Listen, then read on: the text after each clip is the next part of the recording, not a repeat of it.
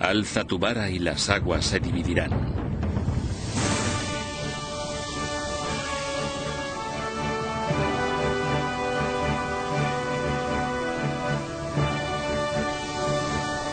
Moisés conduciendo a su pueblo hacia la libertad. Es una imagen llena de efectos especiales sobrenaturales. La zarza en llamas, las 10 plagas y, por supuesto, la división del Mar Rojo.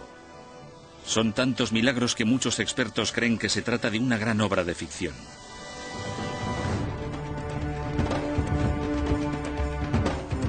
¿Se inventaron los imaginativos escribas judíos un relato dramático para dar una historia a su pueblo? Muchos estudiosos actuales han afirmado que tanto Moisés como el Éxodo, una de las historias más famosas del mundo, son fantasía. Hasta ahora. Las nuevas herramientas arqueológicas y la más avanzada investigación histórica han desvelado desconcertantes pruebas nuevas.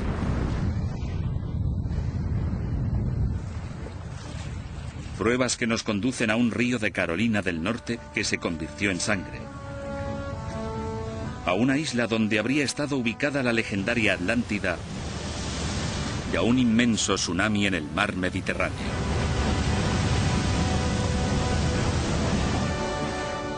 Moisés.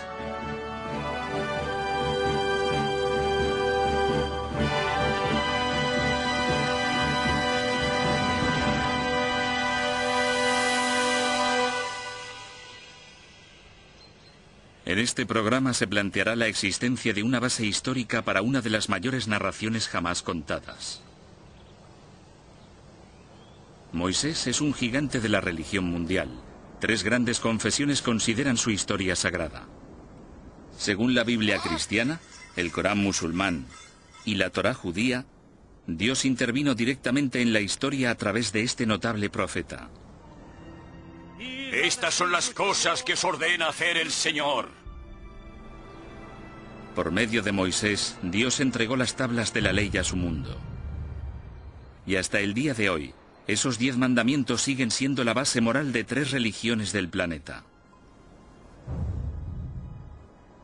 La historia de Moisés comienza en su lugar de nacimiento, el delta del Nilo del antiguo Egipto. Los refugiados hebreos huyeron de la sequía en su tierra natal, la Palestina bíblica, y se asentaron aquí.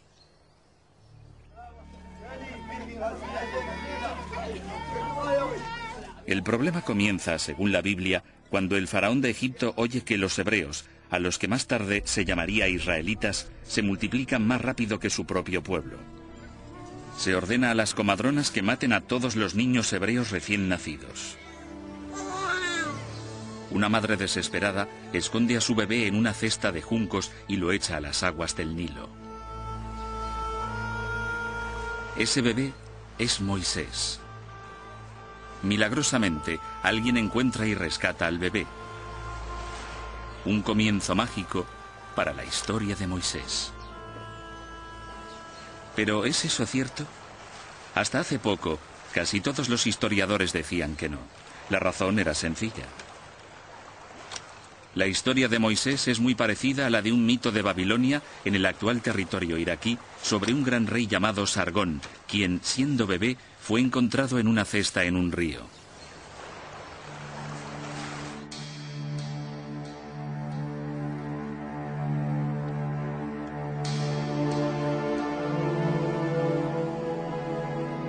A través de un meticuloso análisis de los textos más primitivos, sabemos que la Biblia se escribió mucho tiempo después de los acontecimientos que describe. Entre los años 600 y 300 a.C., los escribas hebreos se pusieron a recopilar todos los antiguos relatos de su pueblo, transmitidos de generación en generación. ¿Y si los escribas añadieron algo de sal a los antiguos relatos para hacer que la historia fuera más apasionante? ¿Y si inventaron la historia de Moisés, la cesta y el rescate? Sin duda es posible. Sabemos que en el año 587 a.C., los hebreos fueron capturados por los babilónicos y que vivieron en el exilio en Babilonia durante un tiempo. Quizá allí tomaron la leyenda de Sargón y la añadieron a la historia de Moisés al volver alrededor del año 530 a.C. Pero si la historia no procediera de Babilonia, sino de Egipto, eso cambiaría todo. El egiptólogo Jim Hofmaier estudió la Biblia en la versión original en hebreo para descubrir de dónde procedía realmente la historia. Descubrió que palabras clave como cesta y espadaña no existían en babilónico, la lengua de la leyenda de Sargón. El texto hebreo de la Biblia utiliza en realidad antiguas palabras egipcias. La palabra para la cesta en la que se coloca a Moisés es una palabra egipcia. De hecho, todas las palabras clave de la historia, Nilo, papiro, espadaña y orilla, eran antiguas palabras egipcias. Pero la mayor pista fue mirarle a la cara, el propio nombre de Moisés. Es egipcio y significa uno que ha nacido. Tenemos a numerosos reyes que usan este elemento en su nombre, como Ramsés. El mes de Ramesés es la misma raíz de Moisés. Esto suena muy auténtico. Cuesta creer que a un escriba hebreo, 1000 años después, se le hubiera podido ocurrir una historia con este tipo de palabras. Auténticas palabras egipcias, un auténtico nombre egipcio y un auténtico escenario egipcio. ¿Puede ser verdad este relato rocambolesco? En realidad existen muchas historias de niños a los que se ponía en cestas. Era una antigua forma de abandonar al niño a la voluntad de los dioses. Actualmente la gente coloca a los bebés en cestas y los deja a la puerta de una iglesia. Pero ¿qué hay del extraordinario capítulo siguiente de la historia?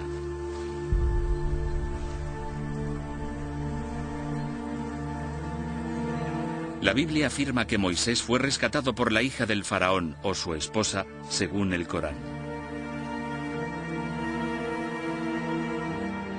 Ella lo adoptó. Sobrevivir en el río fue una suerte.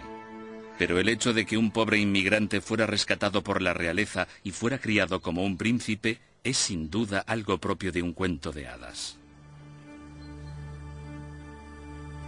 Aunque en el antiguo Egipto no es una idea tan inverosímil.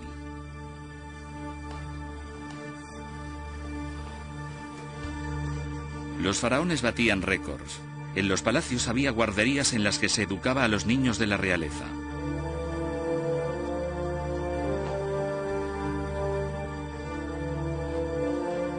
Por los textos antiguos conocemos una institución asociada al palacio que se llamaba la Guardería Real. Y en esta institución se educaba a los niños de la realeza.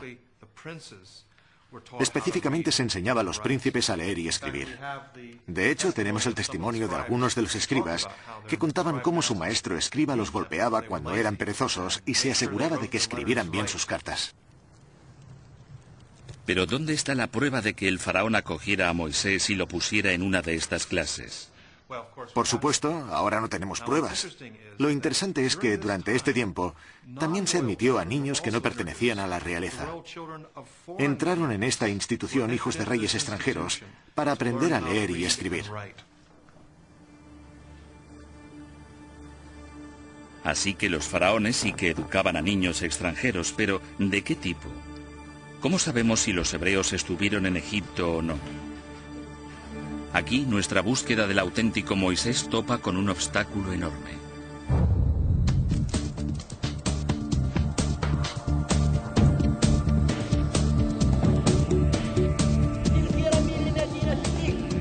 Necesitamos ver si existen pruebas físicas de que los hebreos estuvieran en Egipto.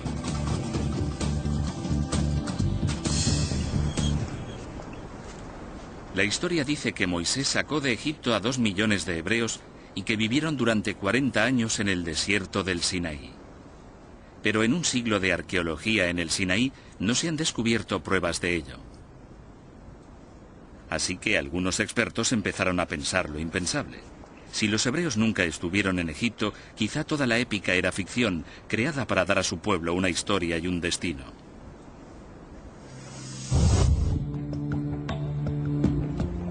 De hecho, muchos arqueólogos abandonaron la búsqueda de Moisés, pero algunos se negaron a rendirse.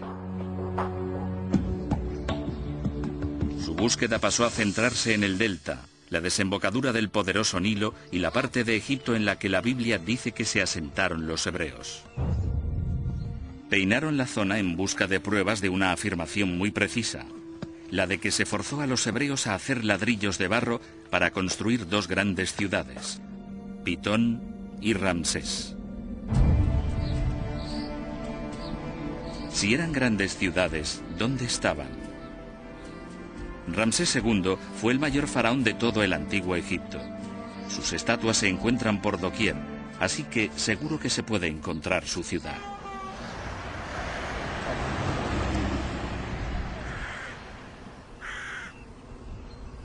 Pero al buscar hoy por la zona del delta no se halla ninguna señal de ella.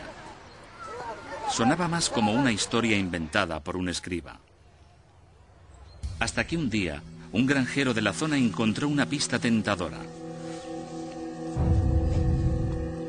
Los restos de los pies de una estatua gigante. Los arqueólogos no se creían su suerte. Una inscripción en un pedestal cercano confirmó que la estatua pertenecía a Ramsés II.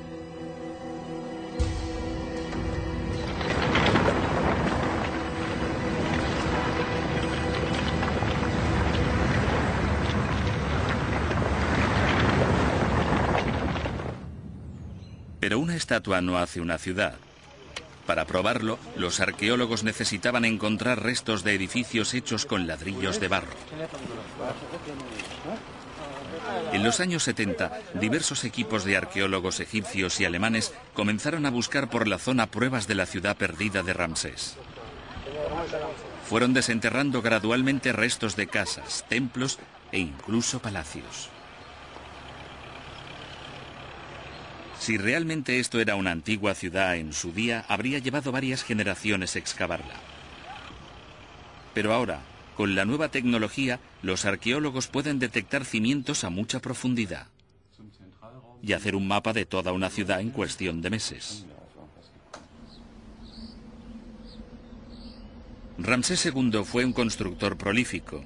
Así que, gracias a los templos y palacios que sobreviven en otras partes de Egipto, tenemos una idea acertada de qué aspecto tenía la ciudad. Fue una de las mayores ciudades del antiguo Egipto. Se construyó en torno al año 1250 a.C. Vivieron allí 20.000 egipcios.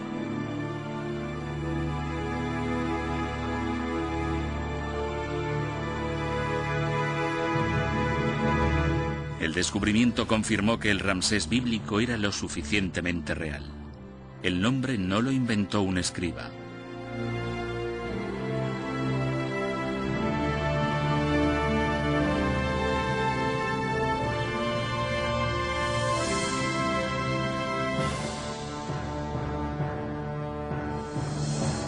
Pero, ¿fueron realmente esclavos hebreos quienes construyeron esta ciudad? En los documentos del antiguo Egipto hay una misteriosa referencia a una tribu capturada por el faraón y forzada a trabajar en la ciudad de Ramsés. Una de estas tablillas de arcilla enumera grupos de personas que fueron capturadas por el faraón. Uno de los grupos se llama Jabiru.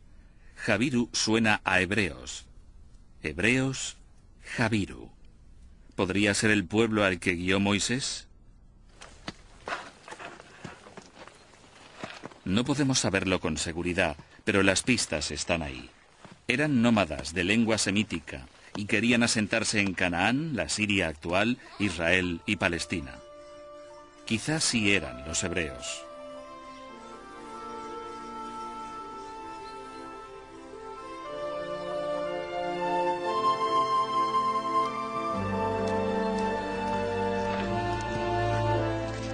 Una vez que los expertos demostraron que en Egipto había vivido un pueblo judío o semítico, empezó a mejorar el panorama para Moisés.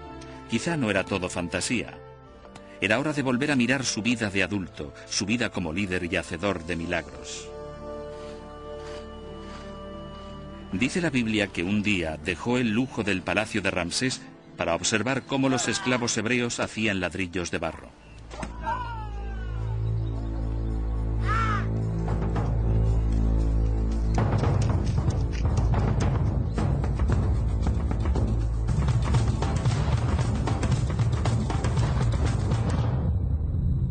En un estallido de ira ante las crueldades diarias que soportaban los hebreos, Moisés pasó de príncipe mimado a criminal perseguido. Le esperaba la pena de muerte si lo cogían. Al huir de Egipto, Moisés se dirigió a Midian, limítrofe con Arabia.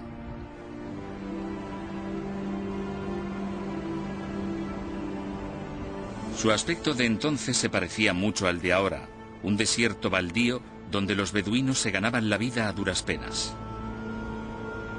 Según la historia, Moisés ayuda a sus hermanas, molestadas por unos hombres mientras intentan cuidar a sus ovejas. Es acogido por el padre de estas, Jetro, un sacerdote que ofrece a Moisés la mano de su hija Séfora como agradecimiento. Pasó allí 60 años viviendo tranquilo como pastor. Más adelante, cuando Moisés tenía 80 años, sucedió algo que cambiaría el curso de la historia. Estaba cuidando su rebaño cuando pasó junto a una zarza en llamas. La famosa historia dice que de las llamas salió la voz de Yahvé, Dios.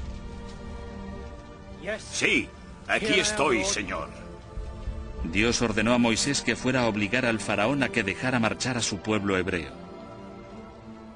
No, Señor, no me envíes. Nunca he sido un buen orador.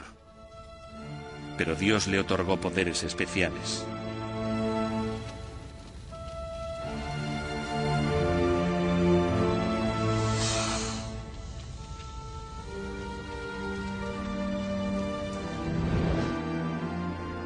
Quizá Moisés sí oyó la voz de Dios. No es algo que podamos comprobar, es una cuestión de fe. Pero Clinton Bailey, destacado experto en las tribus nómadas beduinas que viven ahora en la península del Sinaí, cree que tal experiencia en el desierto es perfectamente plausible. Si tienes que sobrevivir aquí con este calor y esta desolación, estás más cerca de Dios.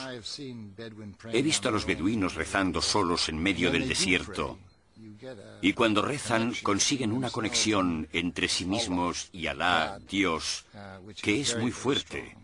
Y es como decir, oye, el de arriba, ayúdame. No tengo nada más aquí para seguir viviendo, salvo tu providencia. Fuera lo que fuera, fue un punto de inflexión, porque a partir de ese momento, Moisés, un anciano de 80 años, decidió guiar a su pueblo desde Egipto hasta la tierra prometida.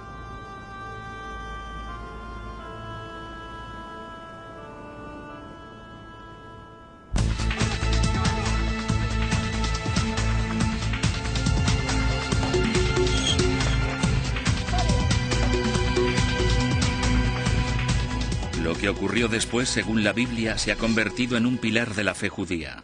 Bendito sea, Señor nuestro Dios, Rey del universo, Creador. Dios, por medio de Moisés, desató 10 plagas terribles sobre los egipcios, acontecimiento conmemorado por los judíos durante la fiesta anual de la Pascua. Primero, el Nilo se convirtió en sangre, los peces murieron y el río apestaba. Nadie se atrevía a acercarse y no digamos a beber. Moisés volvió a ver al faraón, pero volvió a negarse a que se marcharan los hebreos. La Biblia dice que Egipto se vio azotado por plagas de insectos, ranas, ganado muerto, langosta, úlceras, granizo y oscuridad. El faraón se negó obstinadamente a dejar que se fueran, así que Moisés infligió una última plaga terrible.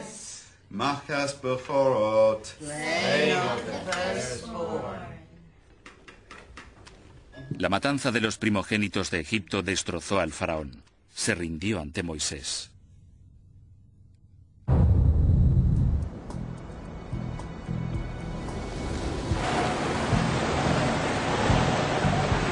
En la Biblia esas plagas eran acciones divinas por medio de la naturaleza. ¿Existen pruebas de acontecimientos naturales tan espectaculares? Este es el río Neuse, en New Bern, Carolina del Norte, lugar de un desastre medioambiental increíblemente parecido a algunas de las plagas de Egipto. Una mañana de verano de 1991, los residentes de New Bern descubrieron al despertar que, al igual que en la Biblia, parecía que las aguas de su río se habían convertido en sangre. ¿La causa? Peces moribundos. En los últimos 10 años hemos perdido más de 1.000 millones de peces. Este río llegó a volverse del color de la sangre. Pero quedaban cosas peores por llegar. A los nadadores e incluso a la gente que trabajaba cerca del río les comenzaron a salir llagas en brazos y piernas. Al igual que los peces, la gente estaba enfermando. Les estaban saliendo llagas en el cuerpo, las mismas llagas que a los peces. Echará sobre nosotros la enfermedad y la guerra.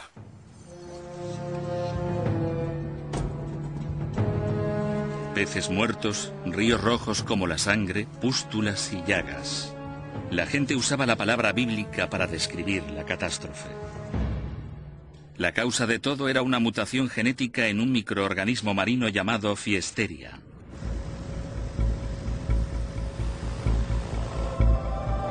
La causa del brote fue la polución. Empeoró aún más cuando se desbordó el río.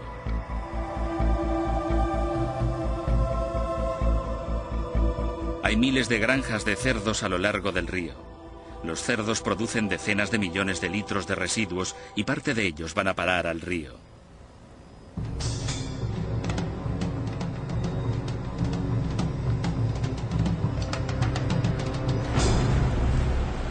John Marr, un epidemiólogo especializado en desastres medioambientales, cree que la polución en el antiguo Egipto podría haber ocasionado la primera plaga, matar a los peces y volver el Nilo rojo. Esa misma polución podría también haber llevado a millones de ranas a tierra, la segunda plaga. Si te niegas, cubriré Egipto de ranas.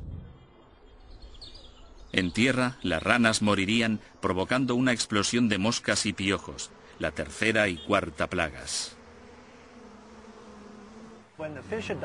Cuando los peces hubieron muerto y las ranas también, pudo haber poblaciones de insectos que criaran y pudieran transmitir enfermedades virales a la población equina, así como al ganado, matándolos. El ganado muerto fue la quinta plaga. Algún insecto como la mosca de los establos podría haber picado a humanos provocando la sexta plaga, la de las úlceras y ampollas. El organismo de la Fiesteria podría haber desencadenado las primeras 6 plagas, pero ¿qué hay de las otras? El granizo y la oscuridad, por ejemplo. 10 años antes, Estados Unidos fue azotado por otro desastre, esta vez en el noroeste. Murió ganado, los humanos se enfermaron y, lo más importante, hubo granizo y oscuridad. Parecían igual que las plagas bíblicas.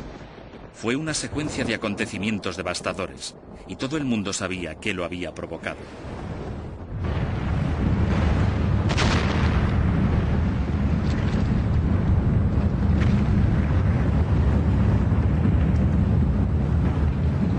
El 17 de mayo de 1980, el volcán del monte St. Helen entró en erupción, matando a todo ser vivo en 30 kilómetros a la redonda. Charlie Crisafulli, un ecologista del Servicio Forestal de Estados Unidos, lo recuerda vivamente.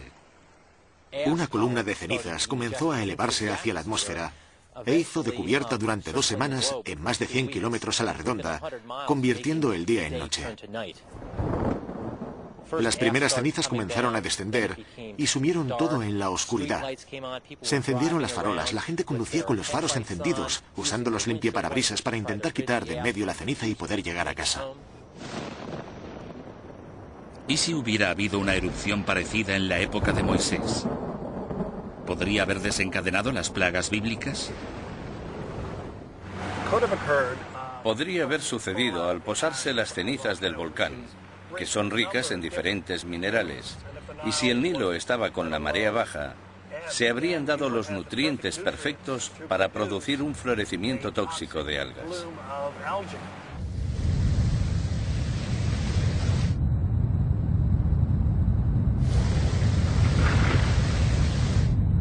Cenizas volcánicas, polución, fiesteria.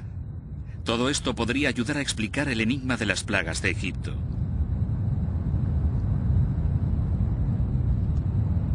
Pero esta teoría tiene un problema, uno grave.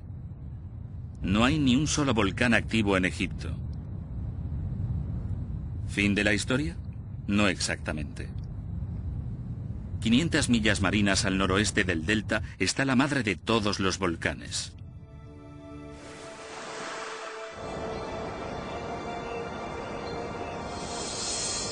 Esta es la isla griega de Santorini, en el mar Egeo,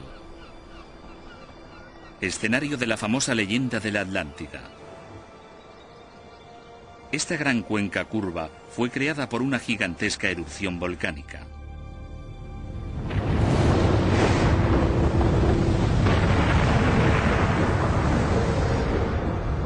Fue una de las mayores explosiones de los últimos 10.000 años.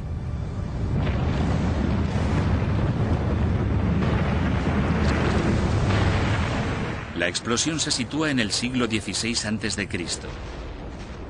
¿Pero pudo haber afectado a Egipto, 500 millas marinas al sureste?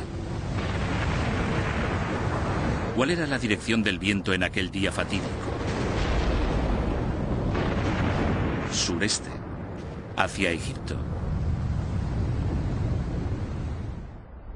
Todo esto salió a la luz al recoger muestras de la ceniza de Santorini del lecho marino. Las mayores concentraciones se encontraban en dirección al delta del Nilo.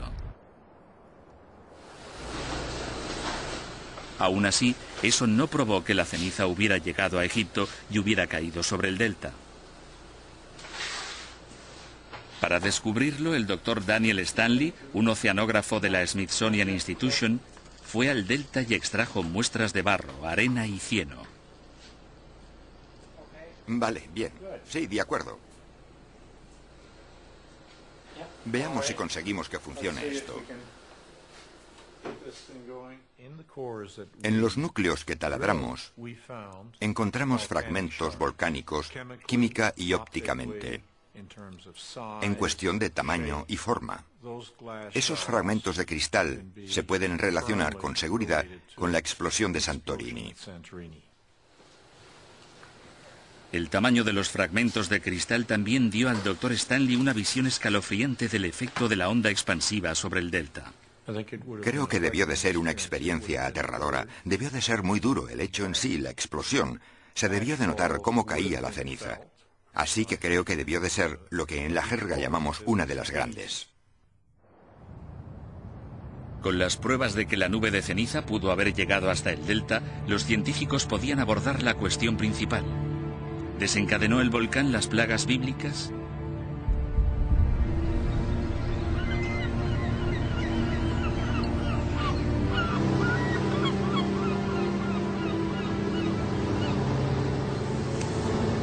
Según Mike Rampino, simulador de climas, la única forma de descubrirlo era simular los efectos climáticos de la onda expansiva de Santorini.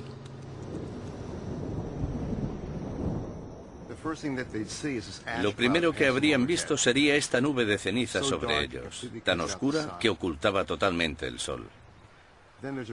Luego una lluvia de cenizas desde el cielo, desde la nube, seguida del tipo de tiempo extraño que hay tras las erupciones volcánicas.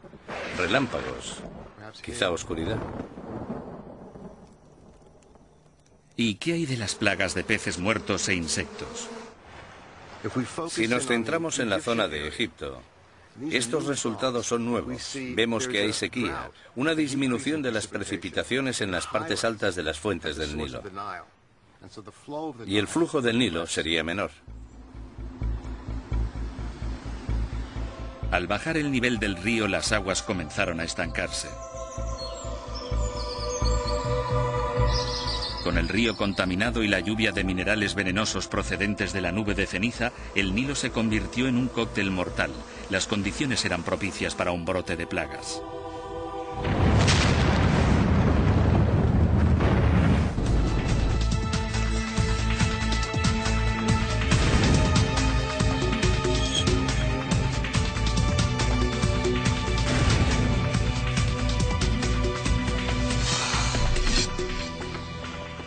Al final, las plagas persuadieron al faraón para permitir que los hebreos salieran de Egipto.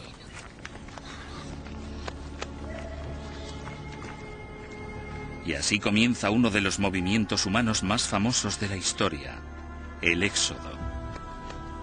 La Biblia dice que huyeron 600.000 personas, pero solo contaba a los hombres. 600.000 hombres con sus familias son unos 2 millones de personas, más o menos. Es una imagen irresistible, semejante masa humana yéndose del delta. Pero, ¿hay pruebas que sugieran que pudo ocurrir realmente? Depende de en qué siglo se busque. No hay pruebas de que en torno a 1200 a.C., en la época de Ramsés II, hubiera tal éxodo masivo. ¿Quizás sea una exageración de la cifra bíblica? Se ha calculado que el ejército egipcio contaba solo con unos 25.000 o 30.000 hombres.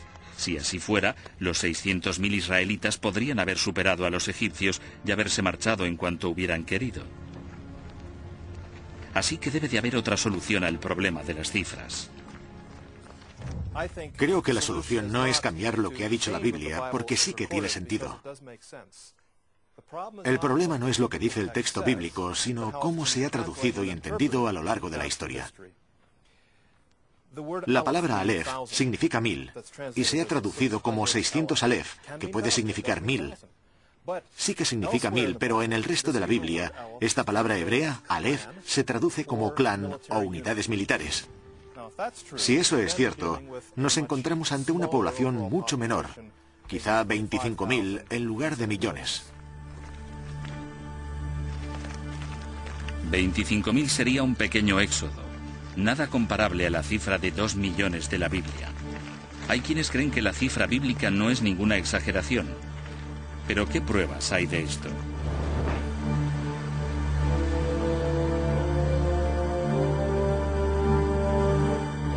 Las pistas de un éxodo mucho mayor aparecieron cerca de la ciudad de Ramsés, cuando un equipo de arqueólogos austríacos desenterraron otra ciudad, 300 años más antigua, llamada Avaris.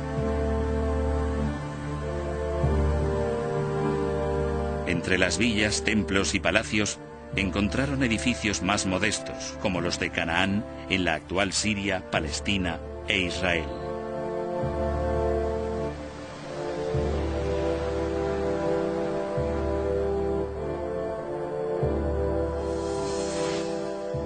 Encontraron sepulturas parecidas a esta reconstrucción que claramente no eran egipcias. Estos son huesos de una oveja de lana larga, una raza procedente de Canaán.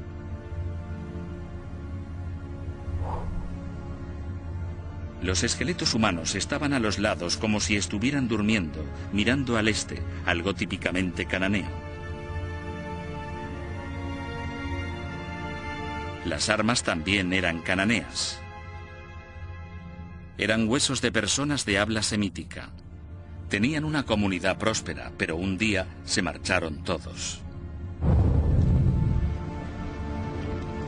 Los historiadores del antiguo Egipto aseguran que el faraón expulsó por lo menos a 240.000 familias semíticas.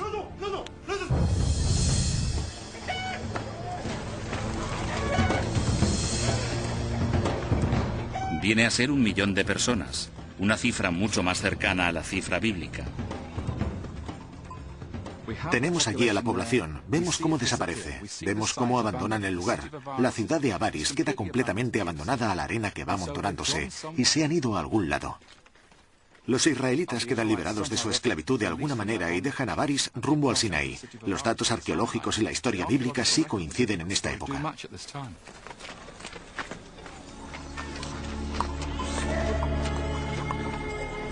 Es imposible determinar si estos semitas eran los hebreos del éxodo bíblico o un grupo diferente. Pero un éxodo de estas características sería coherente con una parte de la historia especialmente desconcertante.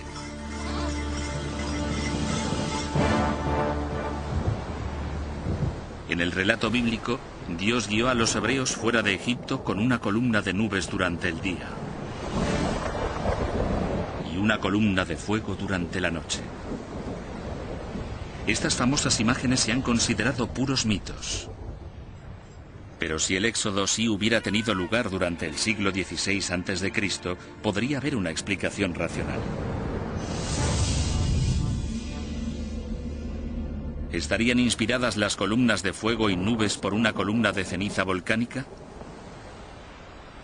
El problema es que Santorini está a 500 millas marinas al noroeste del delta del Nilo. El propio volcán habría quedado oculto debido a la curvatura de la Tierra, pero la columna de humo se habría elevado unos 40 kilómetros sobre el nivel del mar. Se habría visto a una distancia muy grande. Las columnas de erupción en grandes erupciones como esta alcanzan la estratosfera, lo que supone 20, 30 o 40 kilómetros de altura. De modo que la población de Egipto podría haber visto materiales elevados a grandes altitudes. Por la noche, debido a la electricidad estática y a la concentración de ceniza en la atmósfera, habría relámpagos en la nube.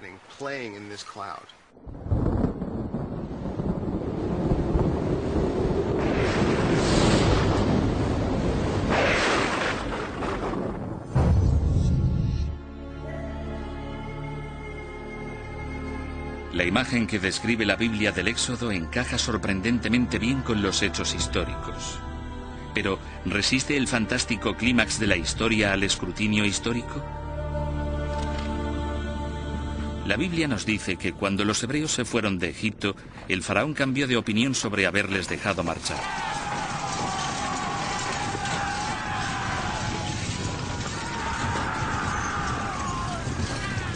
Tomando 600 de sus mejores carros, alcanzó a los esclavos fugitivos.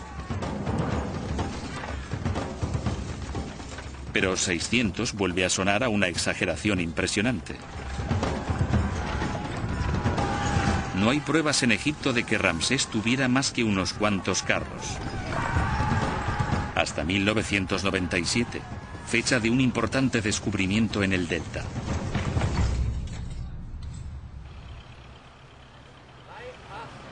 En Cantir, lugar donde se encuentra el yacimiento de la ciudad de Ramsés II, unos arqueólogos alemanes desenterraron los cimientos de un antiguo edificio. Allí encontraron enterrado esto, un tapacubos de un carro. Un carro solo no hace un ejército, así que continuaron excavando. El gran descubrimiento fue encontrar piedras de amarre para dejar atados a los caballos.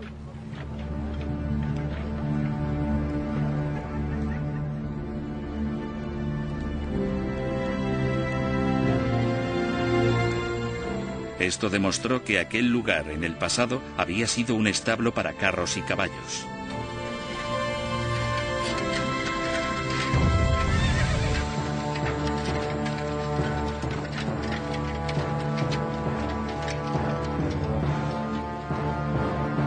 Las inscripciones y la cerámica confirmaron que habían encontrado el centro neurálgico de la concentración de carros de Ramsés II, un recinto de vanguardia para su armamento militar.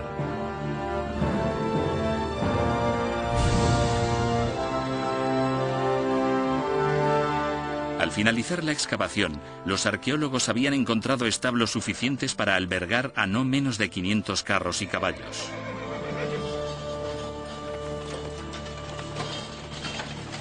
Lo que confirma que el faraón bien pudo haber reunido un fuerte contingente de 600 carros que, según la Biblia, fueron directos al desastre.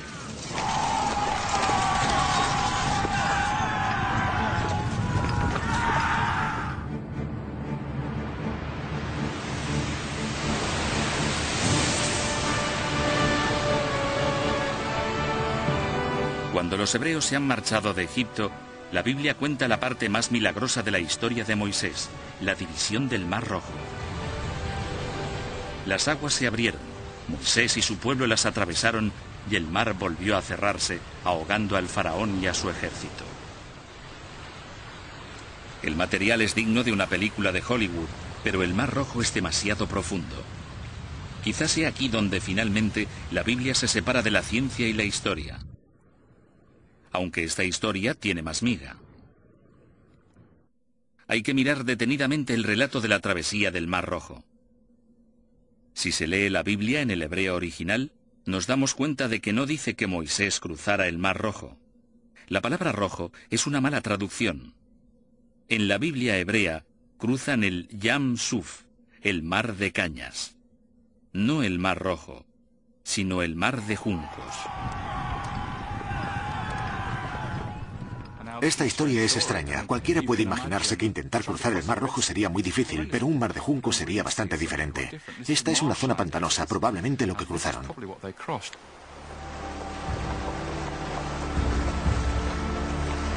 Ahora las nuevas Biblias usan la traducción correcta. Así que, ¿dónde está ese mar de juncos? Los textos del antiguo Egipto mencionan una zona llamada Pazufi, que significa los juncos. Gracias a las fotografías por satélite, hemos descubierto enormes depresiones en la parte este del delta entre el Sinaí y la zona de cultivos. Estas depresiones fueron en su día regiones pantanosas. Y ese es el lugar que la Biblia llama Mar de Juncos y los egipcios Pa-Zufi, los juncos. Pero que el agua volviera y se llevara todos estos carros y soldados parece muy poco probable. ¿Podría ser posible? El texto auténtico nos dice que sopló un viento del este que empujó las aguas a un lado. Y si se habla de un pantano de juncos poco profundo, o quizá de unos 2 o 3 metros de agua como máximo, es físicamente posible. De hecho, se ha visto en los últimos 100 años. La gente ha visto en estas zonas, en estos pantanales, cómo el agua era empujada hacia un lado. El ejército egipcio no quedaría completamente diezmado, pero por lo que respecta a los israelitas, fue una épica salvación divina.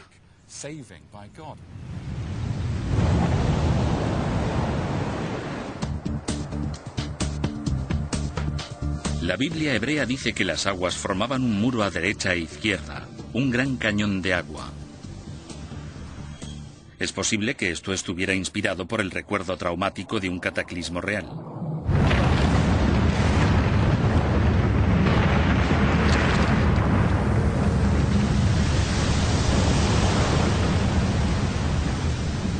Volviendo a Santorini, las simulaciones por ordenador de la enorme erupción muestran que la convulsión de la isla habría desencadenado un gran tsunami, una ola de 180 metros de altura que se moviera a una velocidad de 640 kilómetros por hora.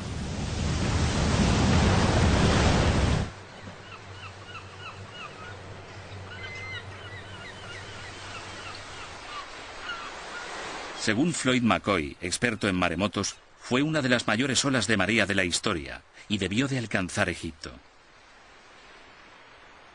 Encontramos pruebas, por increíble que parezca, en el fondo marino. Los tsunamis barrieron el fondo del mar Mediterráneo y levantaron los sedimentos. Y nosotros podemos encontrar esos sedimentos. Esto nos da indicios de en qué direcciones fueron.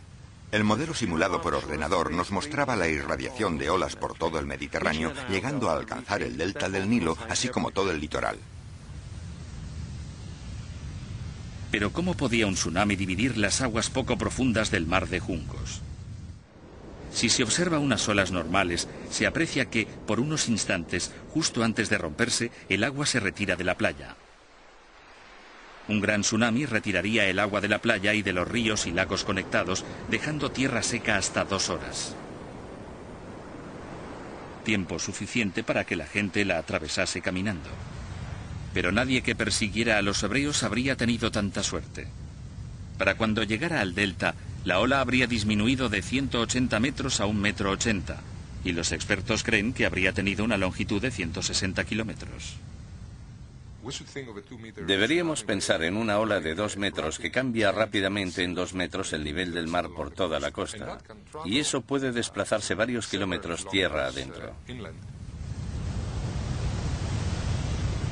Al desplazarse tierra adentro, por ríos y canales, el tsunami ganaría energía. Su fuerza totalmente destructiva fácilmente podría ahogar a un ejército.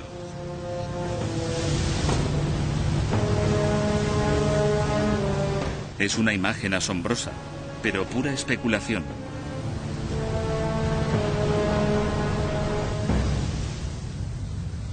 En 1994, la isla filipina de Mindoro se vio afectada por un tsunami y un terremoto.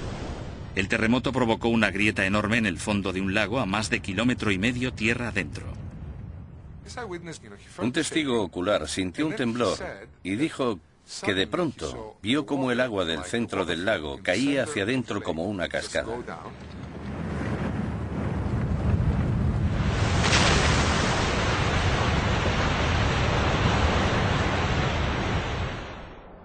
Y pasado un rato, miró hacia abajo y podía ver el fondo del lago. Y sus palabras exactas fueron: pensé que podía cruzarlo a pie. Kilómetro y medio río abajo, en la desembocadura del río había una enorme barcaza de 6.000 toneladas. Las aguas se desvanecieron y después el testigo vio cómo llegaba el tsunami. Y entonces ve cómo llega del mar una barcaza de 6.000 toneladas.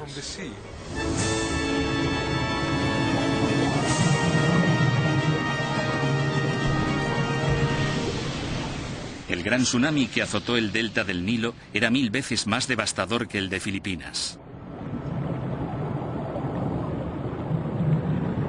Se habría recordado a lo largo de varias generaciones.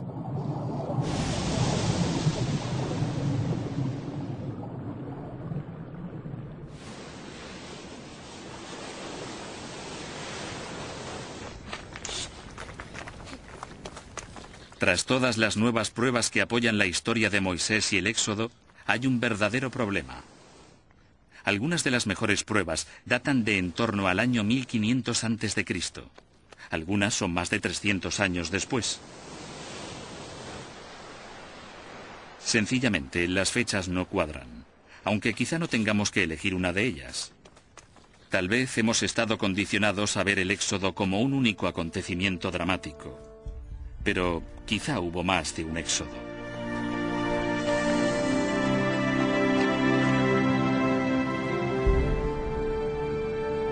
Como editor de la Biblical Archaeology Review, Herschel Shanks está en mejor posición que la mayoría para sopesar teorías opuestas. Existe una controversia sobre cuándo sucedió exactamente.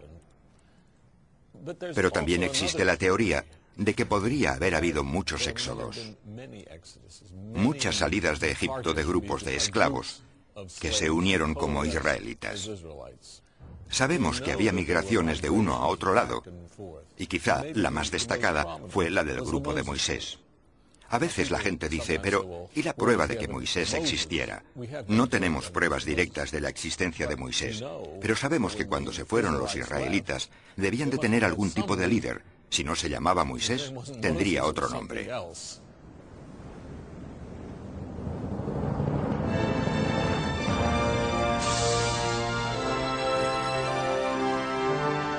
El libro del Éxodo dice que, tras cruzar el mar de juncos, Moisés llevó a los hebreos hasta el Sinaí, donde pasaron 40 años vagando por el desierto. Tras errar durante 3 meses, los hebreos acamparon al pie de la montaña de Dios. En la montaña, Dios se le apareció a Moisés y cambió la vida de todos. Estas son las cosas que os ordena hacer el Señor. Los 10 mandamientos se han fijado en nuestra conciencia. Pero, ¿hay pruebas para esta parte de la historia?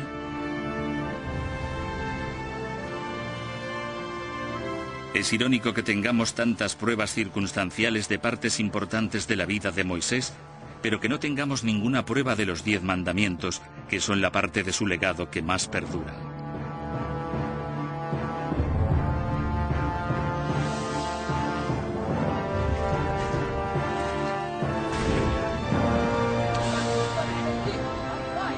En cierto sentido, ahora todos somos hijos de Moisés. Incluso hoy en todos los continentes, la gente que no sabe nada de Moisés sabe al menos algo sobre los 10 mandamientos. Han sido el cimiento de todas las civilizaciones occidentales y de Oriente Próximo y siguen siendo la base moral para 2/3 de la población mundial.